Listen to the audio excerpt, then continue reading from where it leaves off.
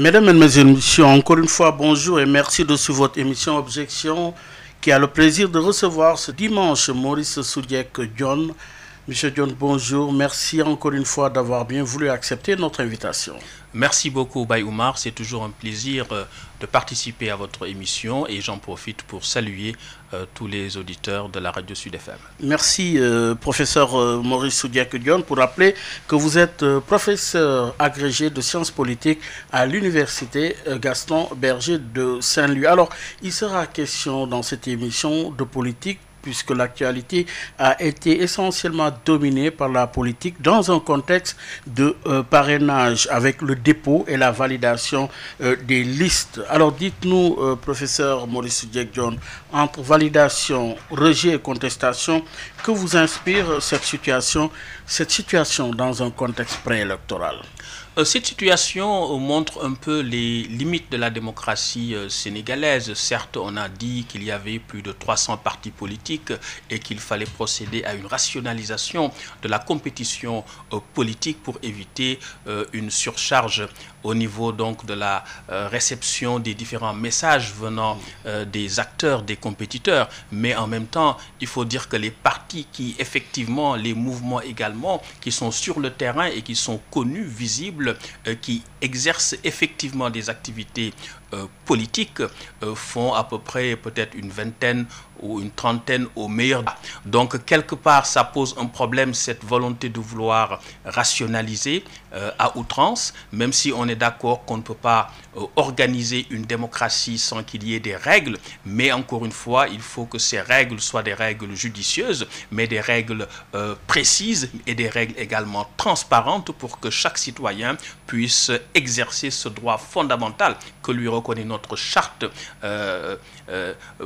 principale, c'est-à-dire la Constitution, que de compétir et de pouvoir accéder donc à la gestion des affaires publiques par le truchement de l'élection. Est-ce à dire que sur le principe, le parrainage pose problème? Le parrainage, naturellement, pose problème pour plusieurs raisons. D'abord, pour les partis qui ont déjà des garanties de représentativité.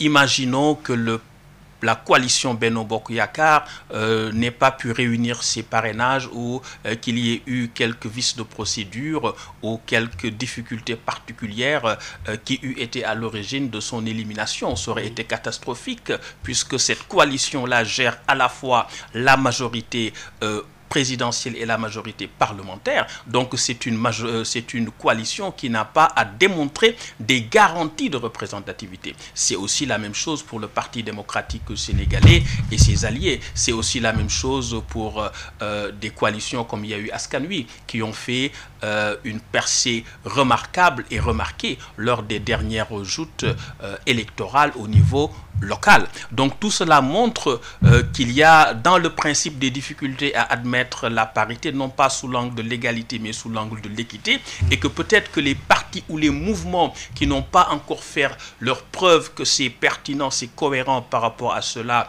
que de leur demander des gages de représentativité électorale, de représentativité sociologique, pour éviter que n'importe quel farfelu qui se croit peut-être illuminé à tort ou à raison ne puisse donc utiliser des deniers de l'État, puisque c'est beaucoup d'argent pour l'organisation des élections, alors qu'en réalité, il n'y a pas du sérieux derrière. Oui, mais ça requiert aussi un besoin d'organisation, de filtrage également. Oui, naturellement, il y a un besoin de filtrage et c'est là où il y a la nécessité de poser des règles objectives, mais aussi des règles transparentes pour que ceux qui sont écartés du parrainage sachent clairement pourquoi ils ont été éliminés. D'autre part également que les règles qui président à ce filtre soient des règles connues, reconnues et acceptées, ce qui nécessite une concertation, un consensus avec de tous les acteurs autour de ces règles, parce qu'autrement, les règles peuvent être interprétées comme étant des moyens d'écarter certains candidats. Et vous savez que la démocratie, d'après certains auteurs, repose sur deux mamelles fondamentales. C'est l'élargissement de la participation politique et l'élargissement de la compétition politique. Donc, lorsque nous avons une restriction des possibilités, des droits des citoyens de pouvoir poser acte de candidature, c'est déjà une violation de la démocratie. Si certains candidats aussi sont exclus de la possibilité de choisir, c'est encore une autre violation de la démocratie. Et toutes ces violations de la démocratie ne sont pas sans effet sur la régulation sociétale, finalement, parce que en excluant du jeu des milliers et des milliers de Sénégalais parce que seulement des listes n'ont pas été parrainées alors que c'est des forces politiques réelles, tout cela procède d'une falsification et d'une déformation de l'expression de la volonté populaire, et cela peut avoir des incidences graves dans une démocratie, parce que le principal danger de la démocratie, c'est qu'on n'ait pas la participation de tous les citoyens, et ce sont des pathologies incolores, indolores et inodores, mais qui sont de véritables tueurs de la démocratie, des tueurs en silence, parce que lorsque la déflagration arrive, elle est brutale et elle est soudaine. Elle est brutale et elle est soudaine, dites-vous. Alors qu'en est-il à l'heure de l'interrogation des faits sur le terrain? Retenons que pour le cas Yewwi à Dakar, cela suscite beaucoup de commentaires, à tort ou à raison, vous nous direz, mais la confection des listes est traditionnellement marquée par des frustrations, contestations et même démissions. Avez-vous compris le comportement de ces auteurs?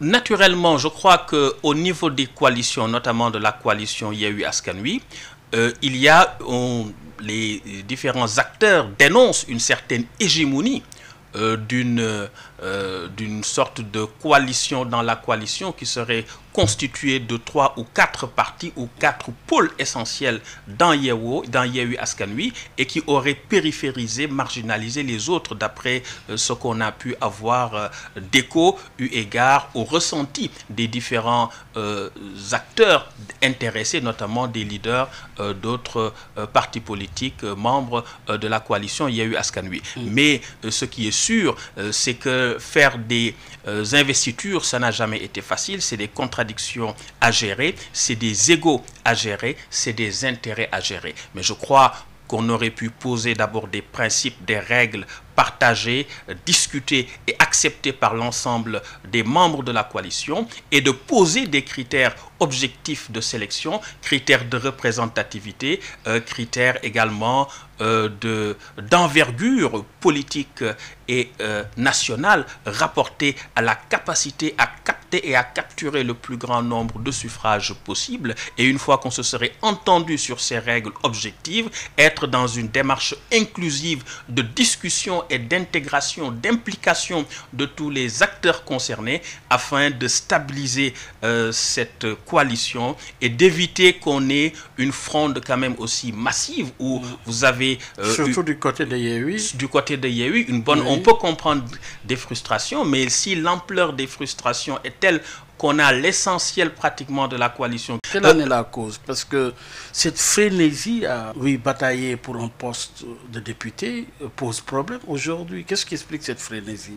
Bien entendu, c'est curieux, parce que c'est d'abord une coalition, Yewwi Askan Wi, et c'est intéressant de remarquer un peu depuis, et ça c'est depuis les élections législatives de 2017, que la plupart des coalitions tournent autour de l'évidence de la souffrance des Sénégalais et de l'urgence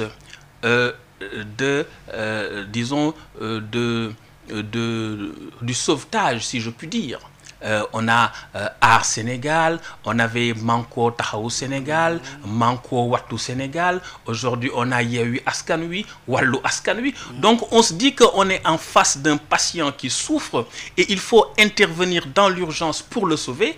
Est-ce que dans ces conditions on devrait avoir le temps de se préoccuper des égos? C'est déjà une première interrogation qu'on est en droit de se poser. La deuxième interrogation maintenant, c'est de se dire certes, c'est aussi, on est en politique, il faut qu'il y ait naturellement des contradictions. Mais dans la capacité à gérer ces contradictions, est-ce qu'on n'est pas en train de reproduire au sein de l'opposition des pratiques politiques que l'on dénonce venant des tenants du pouvoir? Donc ça veut dire que si ceux qui sont au pouvoir et ceux qui sont dans l'opposition participent de la même culture politique, finalement, quel sens peut avoir une promesse de changement? Et ça, c'est extrêmement important pour les acteurs politiques, notamment qui sont dans l'opposition, parce que à se tirailler pour des postes, à se crêper les chignons pour des considérations d'ego et de positionnement personnel, cela va finir par discréditer l'opposition et renforcer le camp d'en face. Oui, discréditer l'opposition, renforcer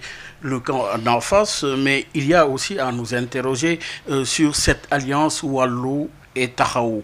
Yewwi Wallu dans les départements, tout en gardant chacune leur liste nationale, une première dans l'organisation des législatives au Sénégal. Alors, quelle peut être la pertinence d'une telle alliance? C'est une alliance qui est pertinente dans l'absolu, eu égard au mode de scrutin au niveau départemental, puisque c'est un scrutin majoritaire à un tour. Donc, lorsqu'on a une seule voix de différence, on rafle tous les sièges. Donc, cela veut dire qu'il faut de l'efficacité, du pragmatisme politique pour engranger le maximum de sièges au niveau des départements pour compter avoir une majorité à l'Assemblée ou en tout cas une marge de manœuvre considérable afin que l'Assemblée nationale puisse être un lieu de pouvoir. Mais il faut dire que dans cette coalition, cela renvoie un peu à notre système électoral qui, ce me semble, doit être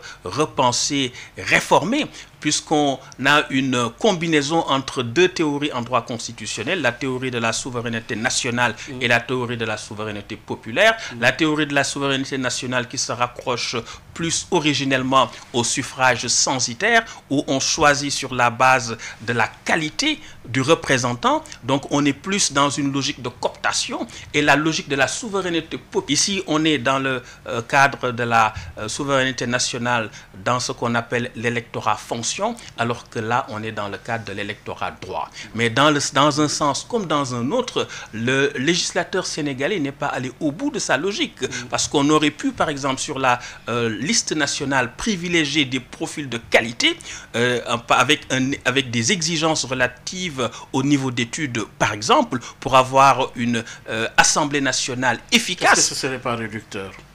Certes, oui, c'est pas seulement cela, mais quand même, si on met sur la liste nationale des profils intéressants qui peuvent effectivement faire ce travail-là, parce que comme je le dis, c'est plus une cooptation, je crois que ça peut bonifier le travail de l'Assemblée nationale, mais d'autre part également par rapport à la théorie de la souveraineté populaire qui se rattache plus au suffrage universel, je crois qu'on aurait pu avoir, par exemple, au niveau des départements, des scrutins majoritaires à 2 tours. Comme ça, si on a un scrutin majoritaire à 2 tours, on ne va pas avoir des minoritaires qui vont se retrouver avec une amplification de leur victoire, comme c'est le cas actuellement pour Benno Bokk Yakaar, qui a eu, lors des élections législatives de 2017, 49,48% des voix, tout en ayant 125 sièges sur 165. Et il faudrait qu'on fasse attention à ce qu'il n'y ait pas par trop une disproportion et une distorsion, un décalage et un déphasage trop marqué entre la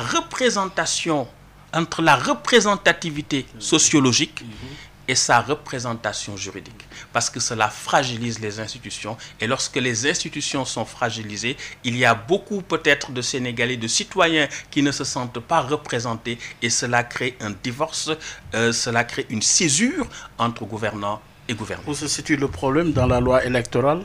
Le problème dans la loi électorale, c'est à 2 niveaux. C'est la bruteté du scrutin majoritaire à 1 tour au niveau départemental, et dans la pratique des partis partis politiques ou des coalitions de partis politiques, c'est de ne pas privilégier un peu des profils fort intéressants dans la liste nationale où finalement tout le monde veut se loger, mais il faut dire que cette liste nationale doit être pensée comme une forme de cooptation où on doit choisir les meilleurs profils avec des exigences de compétences bien avérées et qu'on puisse renforcer tout le système par un scrutin majoritaire à 2 tours pour l'arrimer davantage au peuple et qu'on puisse ensuite avoir des coalitions qui se font, des jeux d'alliances qui se font au second tour, et cela éviterait d'avoir des coalitions comme celle à laquelle nous assistons à l'explosion, c'est-à-dire de Yewwi Askan Wi, Yewwi Wallu, avec toutes les contradictions politiques que l'on sait. Mais quelle est sa portée? Vous avez expliqué la forme, le fond, mais pour quel intérêt politique? Malheureusement, ça... Parce qu'on a vu que dans les zones rurales, souvent, Yewwi est trop faible, or Wallu est suffisamment bien conforté dans les zones rurales. Est-ce que c'est pas là pour combler un déficit du vote rural? Est-ce que c'est pas pour combiner?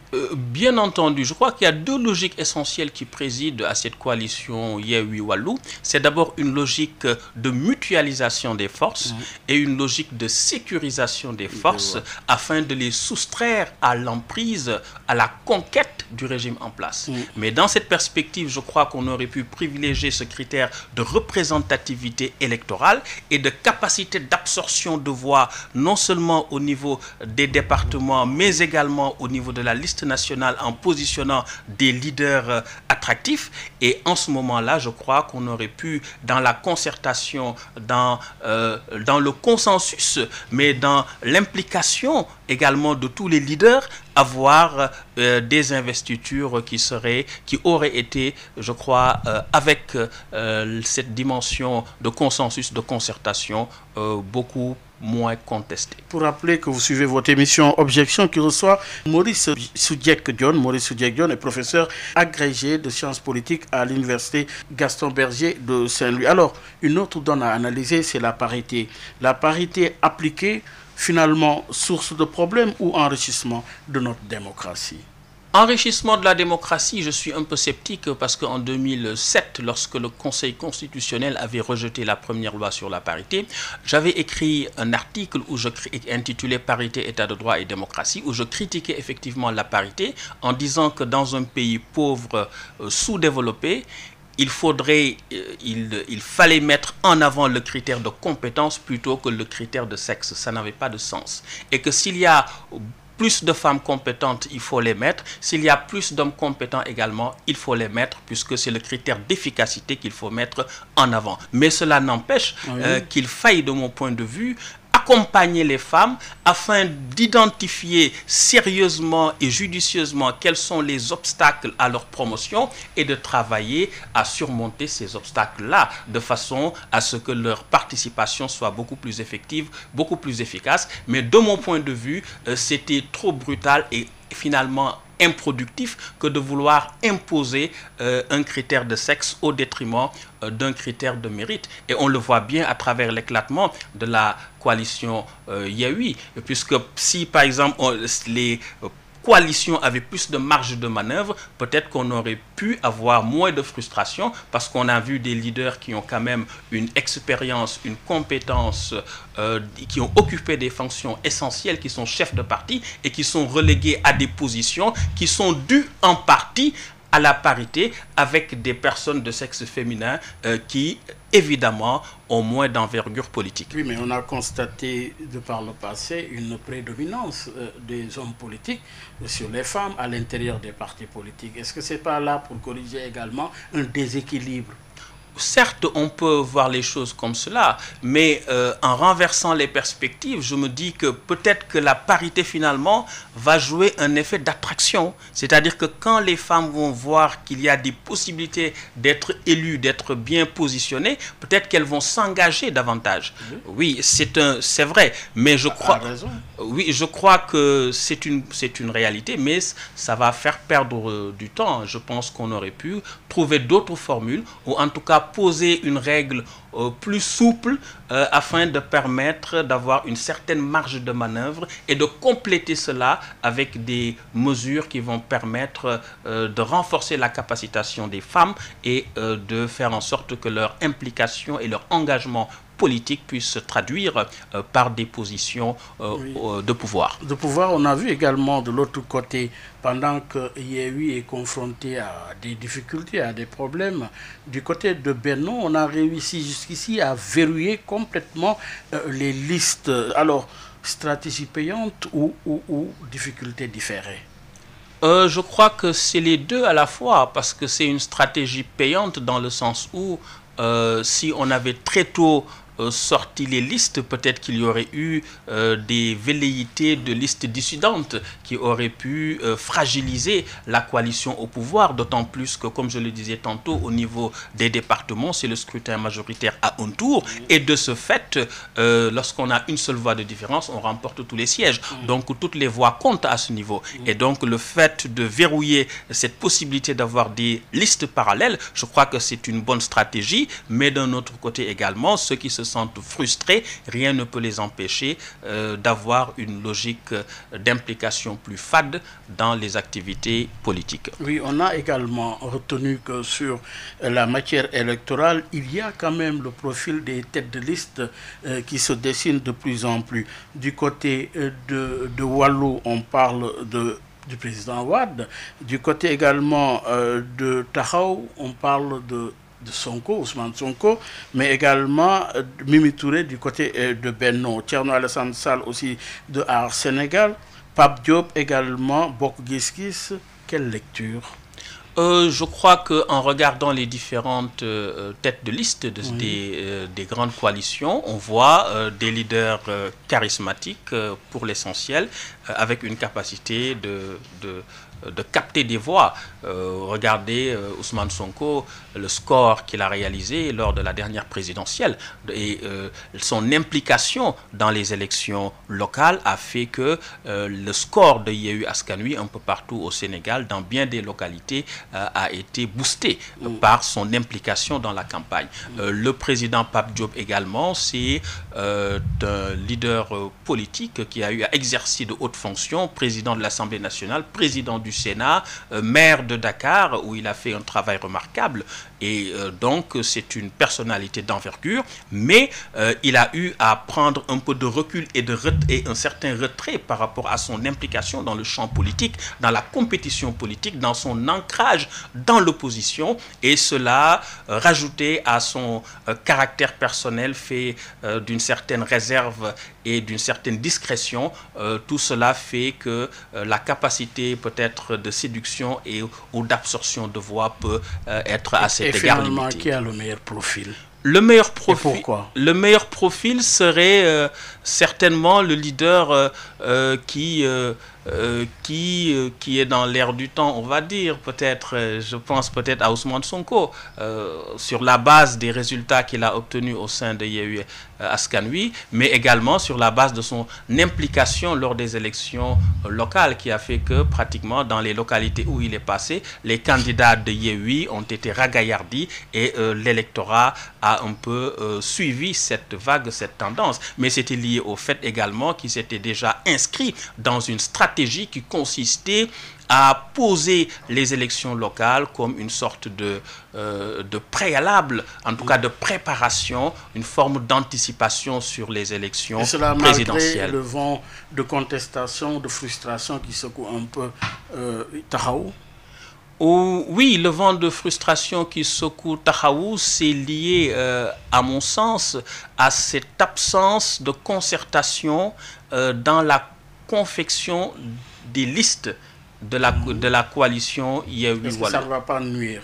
Bien entendu, ça peut nuire à la coalition, parce qu'on a quand même énormément de leaders qui ne se sentent pas impliqués, en tout cas qui estiment que la position à laquelle ils ont été investis n'est pas une position éligible, ou que à tout seigneur, tout honneur, ce n'est pas une position qui est digne de leur rang, de leurs états de service, de leur expérience et de leurs compétences. On peut le leur accepter, mais à tout le moins, on peut constater qu'il peut y avoir un certain relâchement de ces leaders dans les activités politiques. Est-ce que cela va avoir des incidences sur les résultats de la coalition Yewwi Wallu? Mais il faut dire aussi qu'en dehors des stratégies au niveau des élites, c'est-à-dire au niveau des appareils politiques et partisans, il y a aussi la ferveur populaire. La Yewwi Askan Wi est une coalition portée par une certaine ferveur populaire. Et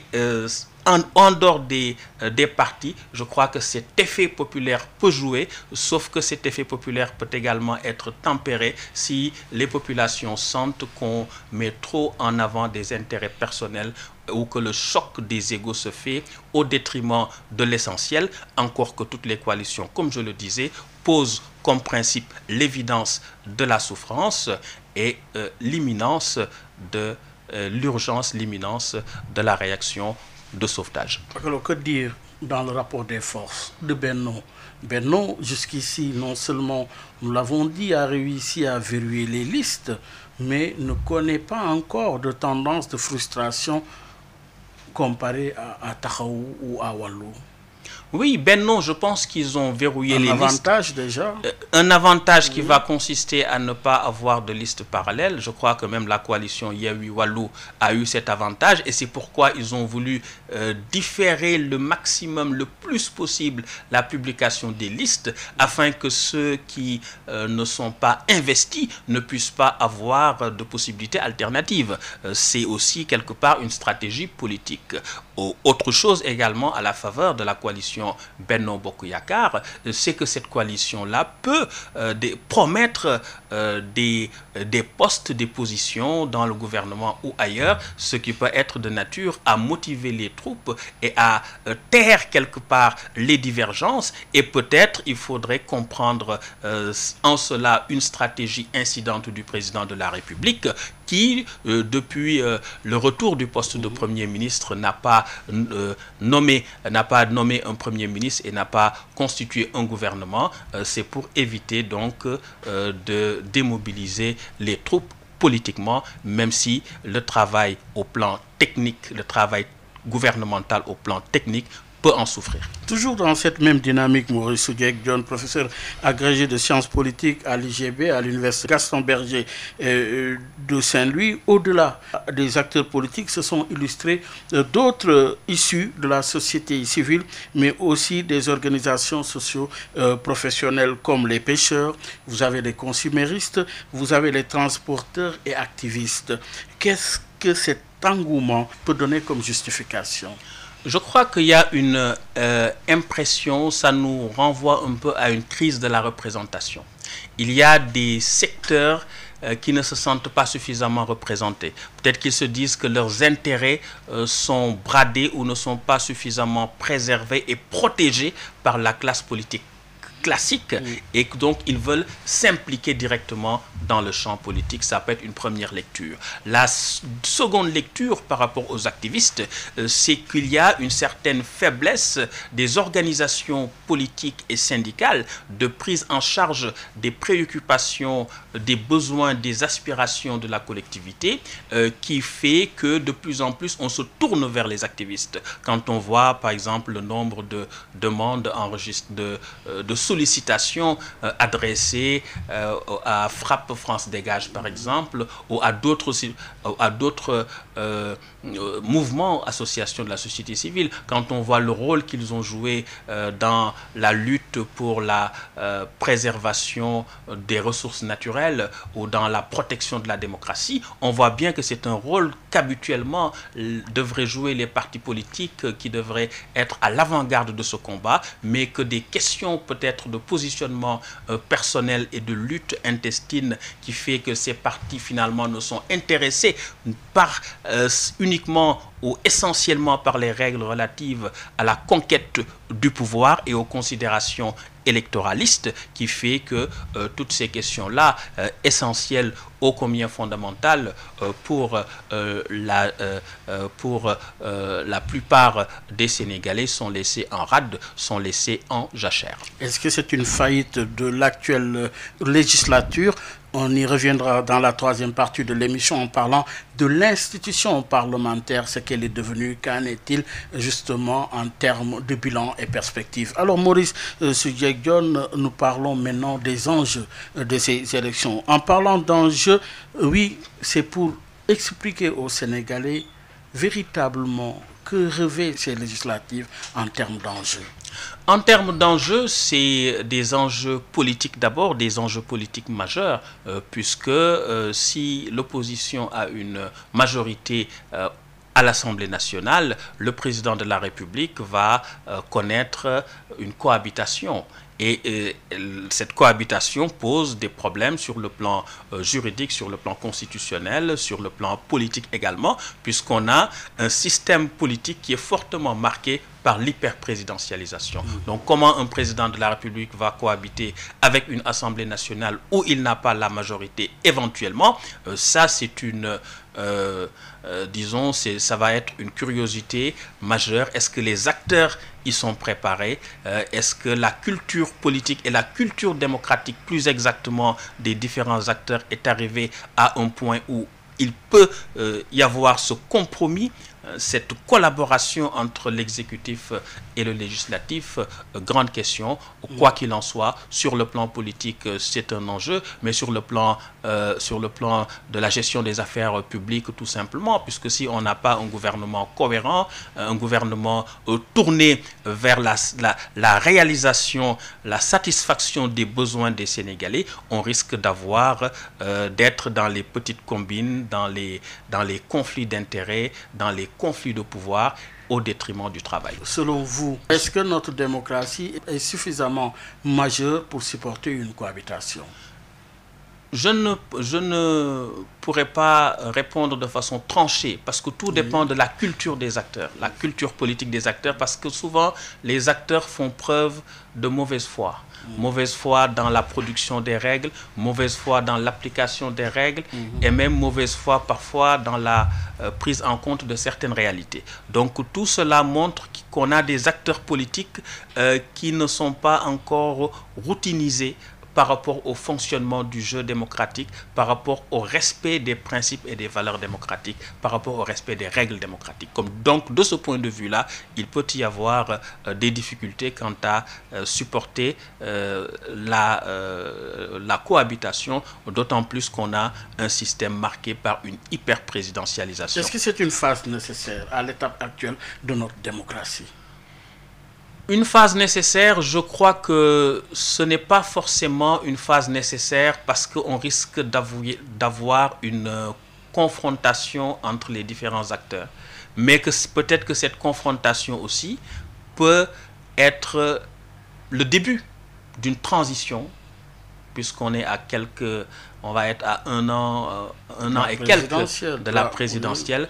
Donc ça va être une assemblée de transition de courte durée vers l'élection présidentielle. Et de toute évidence, après la présidentielle, cette assemblée-là a de fortes chances d'être dissoute pour prendre en compte la réallocation des forces politiques. Oui, alors en parlant de matière électorale, parce qu'il est aussi sujet à discussion, la matière électorale n'a jusqu'ici pas fait l'objet de consensus au Sénégal. Alors, la démocratie sénégalaise est-elle en train, au regard de ces faits, justement, de se renforcer ou justement de connaître une sorte de statu quo?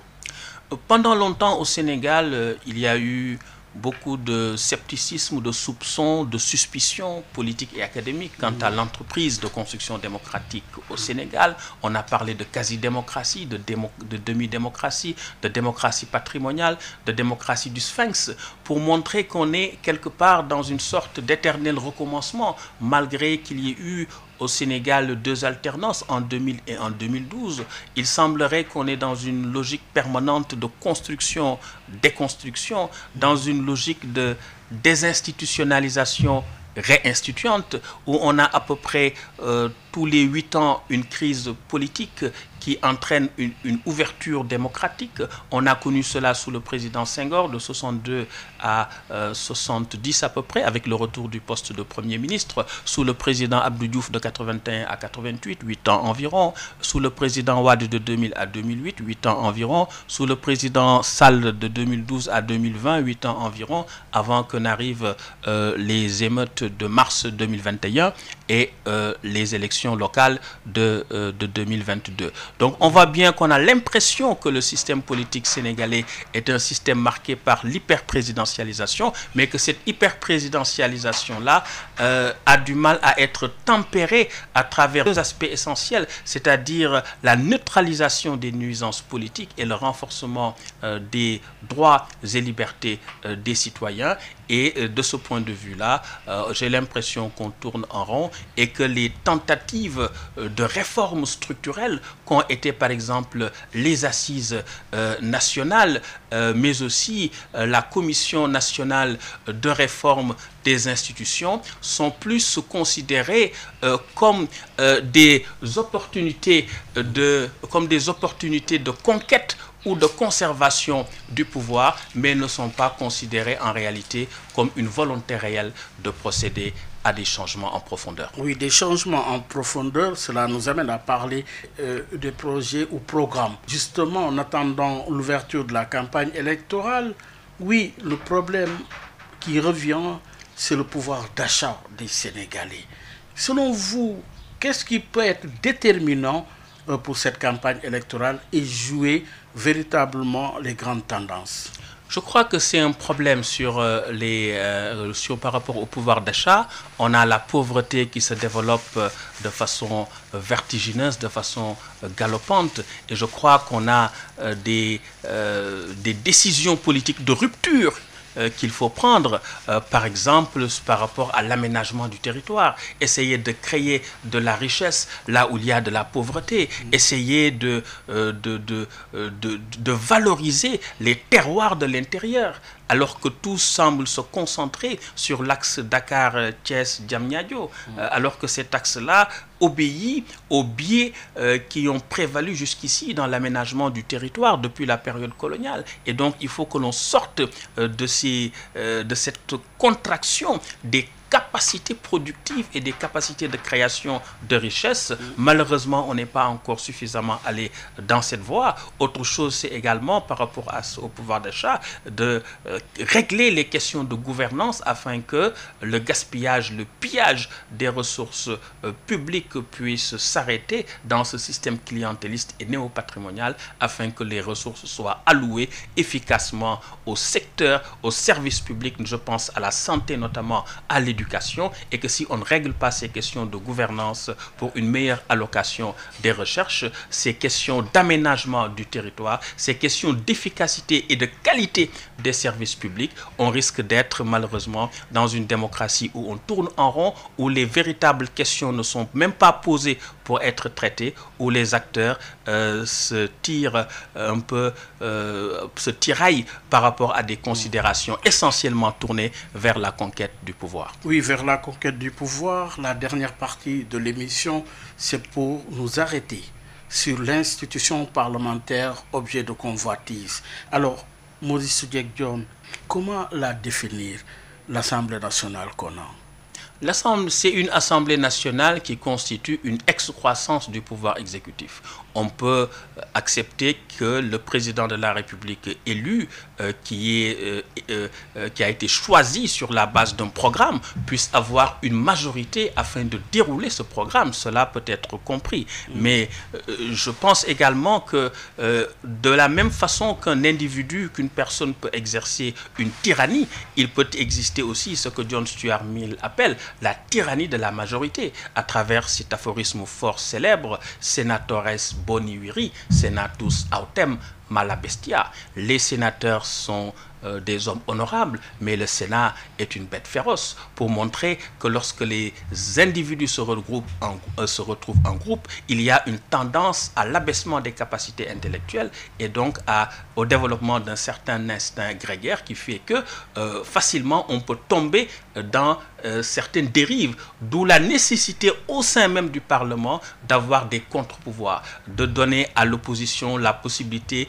d'y opérer des contrôles, de mener des commissions d'enquête, de contrôler effectivement l'action politique, l'action du gouvernement. Mais cela n'est pas encore très effectif dans le Parlement et c'est cela qui pose véritablement un problème. Quel est le problème? Pourquoi n'arrive-t-elle pas, je parle de cette Assemblée nationale, à se détacher de l'exécutif?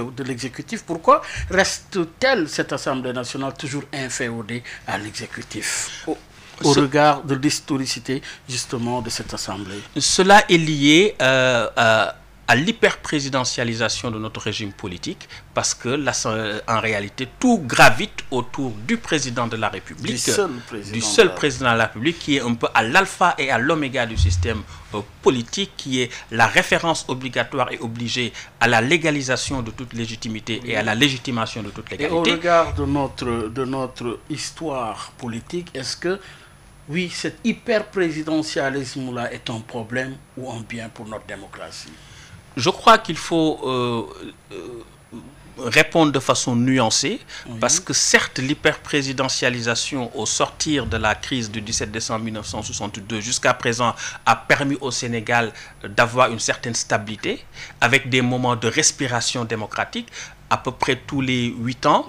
Donc ça veut dire que... Pourquoi tous les 8 ans? Cela relève d'une étude du système politique sénégalais. C'est-à-dire qu'à peu près les constructions hégémoniques du pouvoir personnel contredisent et nourrissent tout à la fois l'institutionnalisation de la démocratie, et cela se fait généralement sur un laps de temps de 8 ans. Donc on a des crises cycliques de la démocratie au Sénégal, 8 ans de construction hégémonique qui entraînent des ouvertures démocratiques, et ces ouvertures démocratiques débouchent encore sur un pouvoir personnel, etc. Donc on est dans une sorte de cercle vicieux permanent où le président de la République joue un rôle fondamental dans le fonctionnement du système politique sénégalais. Et donc, pour sortir de ce cercle vicieux, il faut des réformes, mais des réformes qui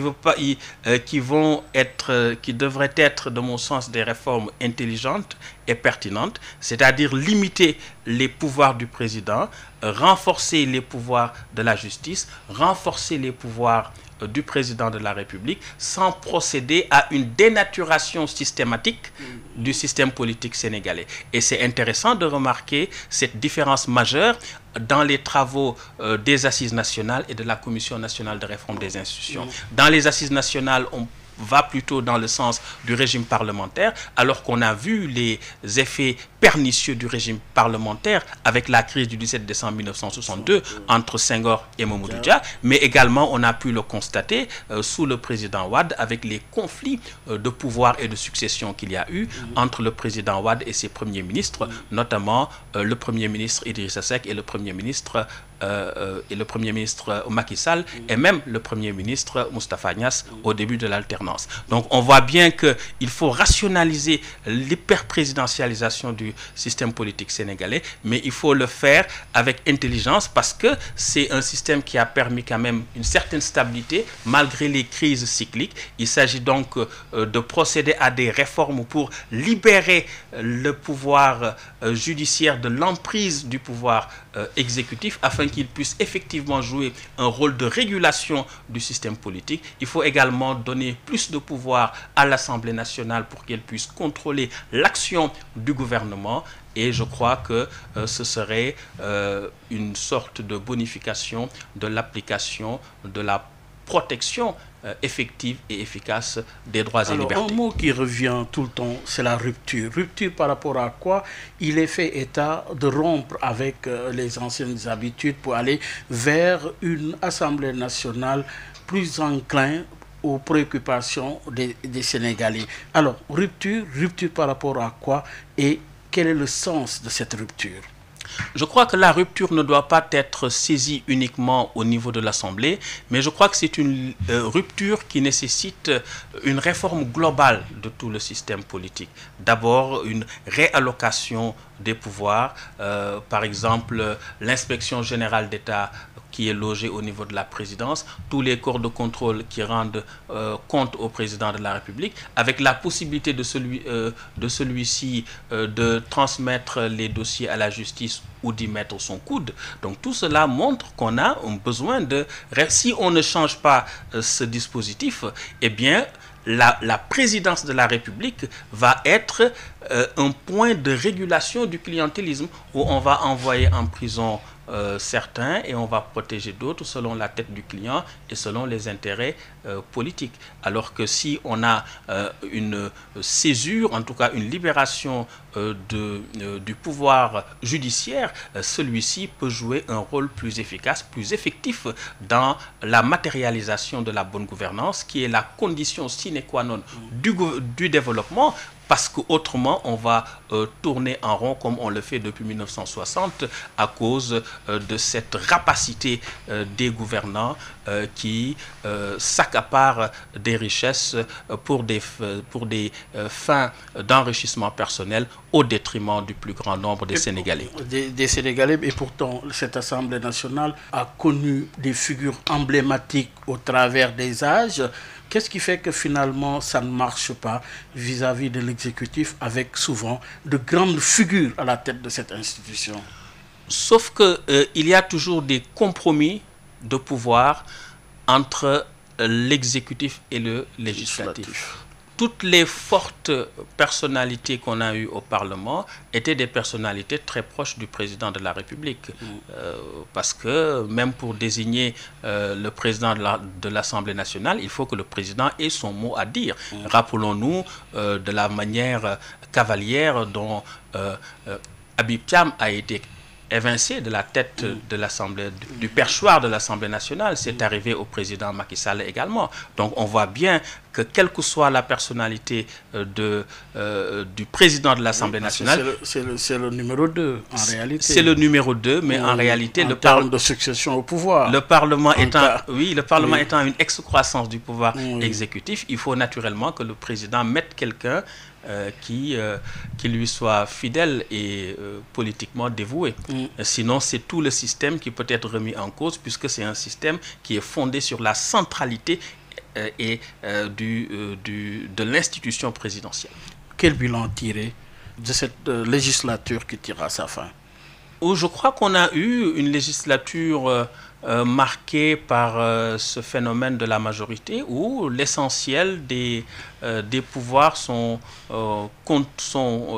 exercés par une majorité qui exerce le pouvoir dans le sens des intérêts du régime. Mais je crois que par rapport à cela, il faut revenir à cette nécessité de réforme globale du système politique sénégalais et que cela nécessiterait, à mon sens, qu'au sein même de l'Assemblée nationale, que l'opposition puisse avoir plus de pouvoir pour exercer ses droits et pour exercer le travail parlementaire correctement, parce qu'il ne faudrait pas s'attendre de la majorité au pouvoir qu'elle puisse exercer ce rôle de contrôle sur elle-même de façon efficace. D'où le bien fondé de la place et du rôle de l'opposition dans une démocratie. Exactement. Il faut légiférer. Oui, il faut légiférer, mais plus que légiférer, je crois qu'on a un problème de culture politique. Regardez par exemple l'article 58 de la Constitution qui dit que l'opposition a le droit de s'opposer. Si l'opposition ne s'oppose pas, que va-t-elle faire?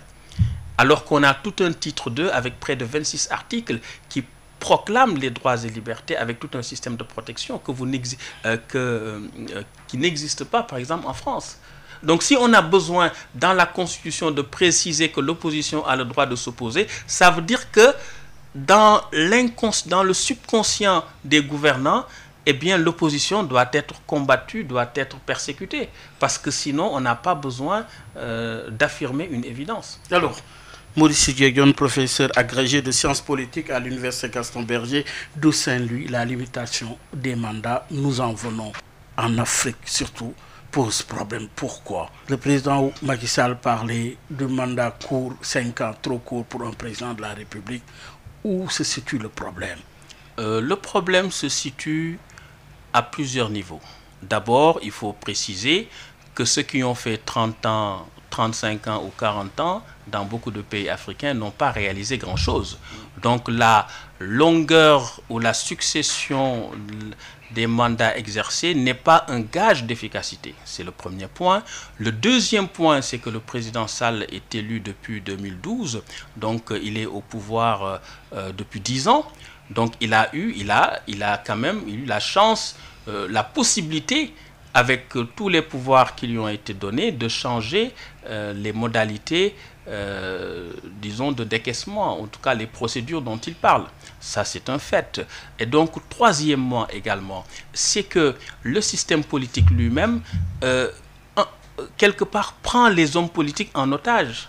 C'est l'appareil qui les prend en otage, parce que c'est fondé sur le clientélisme, sur le néopatrimonialisme, sur le népotisme, sur le pillage et le gaspillage des ressources. Quand on est dans un tel système avec une violation des droits et libertés, eh bien, on finit par être prisonnier de ce système, parce que lorsqu'on lâche le pouvoir, eh bien, on n'est pas sûr d'assurer ses arrières. C'est cela qui fait qu'on a du mal à lâcher le pouvoir. Et c'est pourquoi cette règle de limitation des mandats est une règle qui vise à institutionnaliser l'alternance. C'est-à-dire que quoi que vous puissiez faire, au bout de 2 mandats, vous êtes obligé de passer le témoin à quelqu'un d'autre. Et c'est pourquoi également, pour revenir à cette fonctionnalité des systèmes politiques africains en général, les présidents en place rivalisent de zèle et de stratégies stochastiques pour chercher à décontenancer cette règle par des modifications constitutionnelles, par des confrontations politiques avec tout le cortège de morts et de destruction que l'on sait. Alors, que pensez-vous de ceux-là qui pensent également qu'en démocratie, ce qui compte, c'est le suffrage? Il faut laisser, par exemple, le suffrage du moins se distinguer, ou bien même laisser les électeurs justement se prononcer. Oui, mais il ne faut pas oublier qu'on est tenu par une constitution, par une charte fondamentale, et que la constitution est l'expression du pouvoir constituant originaire, qui est le peuple. C'est le peuple qui s'est fixé des règles. Lorsque le peuple se fixe des règles, il faut que ces règles soient appliquées. Ce n'est pas pour rien que le président de la République, avant de prendre fonction, lève la main et jure, je jure devant Dieu et devant la nation, d'observer et de faire observer scrupuleusement la Constitution et les lois. C'est pas pour amuser la galerie. Deuxième chose, c'est qu'on a eu au Sénégal en 2011 un problème avec la 3e candidature du président Wade. Il y a une tradition de 2 mandats quand même. Oh.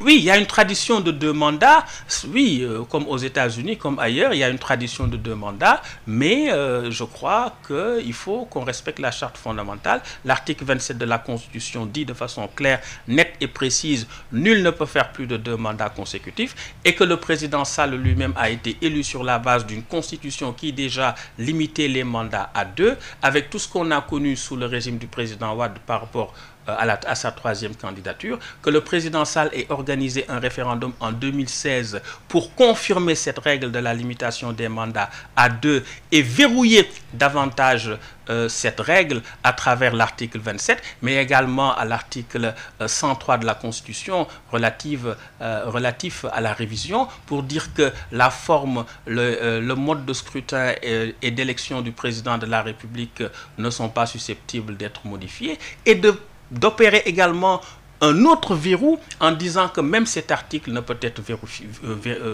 ne peut être modifié. Donc on ne peut pas avoir tout cela et revenir tout cet arsenal, toute cette ce référendum qui est venu conforter et confirmer tout cela, que le président lui-même ait fait le tour du Sénégal pour poser cette règle et la faire voter par tous les Sénégalais, et qu'on en revienne à des considérations de remise en cause de cela pour des intérêts personnels. Oui, la limitation du mandat, ce qui est propre pour le président, devrait l'être également pour le député, en allant de cumul des postes, député maire. Oui, à ce niveau aussi, peut-être verrouillé également.